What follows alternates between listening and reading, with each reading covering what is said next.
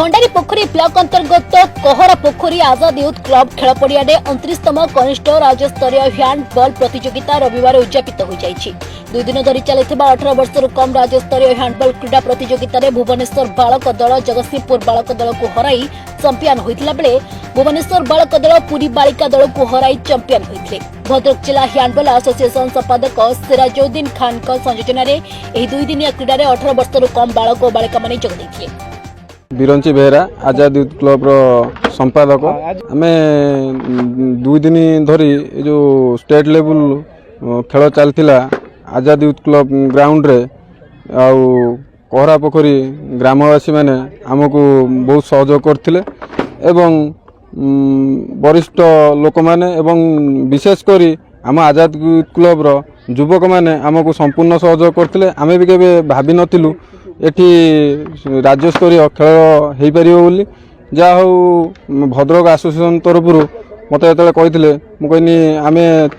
निश्चित करके देखू एवं आगामी दिन में आम चिंता करुचु एटी फुटबॉल एवं क्रिकेट माने करके देखू एवं जहाँ भी पढ़िया माने त्रुटि ये अच्छी आम आगामी दिन में निश्चित भाव में आम सुपरिचालना करूँ एवं समस्त को जी आमर होती भुवनेश्वर गर्ल्स चैंपियन एवं बॉयज चैंपियन तांको 2 टीम की मो तरफ एवं आम आजाद यूथ क्लब तरफ एवं ग्रामवासी तरफ अशेष अशेष धन्यवाद ज्ञापन करूँ। मो ना हूँ से गोलाप मो सरकारी ITI खेल शिक्षक भाव में नियोजित अच्छी कष्ट तो बहुत होता आम भाव नु कि ये शांति श्रृंखला आम खेलटी परिचालन हम किंतु जाओ बिरंची भाई आमर जो यूथ आजाद यूथ क्लब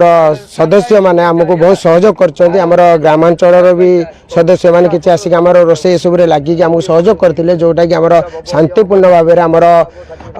स्टेट लेवल जो हैंडबॉल चैंपियनशिप है शांति भाव में आयोजन हो पारा आमर ये 16टा डिस्ट्रिक्ट रु पार्टिसिपेशन सब आसी आम भाव नु कि आमर ये गोटे खेल हो पार स्टेट लेवल किंतु जहा हो आमर किसी ग्रामांचल सहयोग जो आम ये परिचालन कर धन्यवाद। ये कह गले पूरी गर्ल्स टीम से कि भल इम्प्रूव कर फाइनाल खेली से सब भल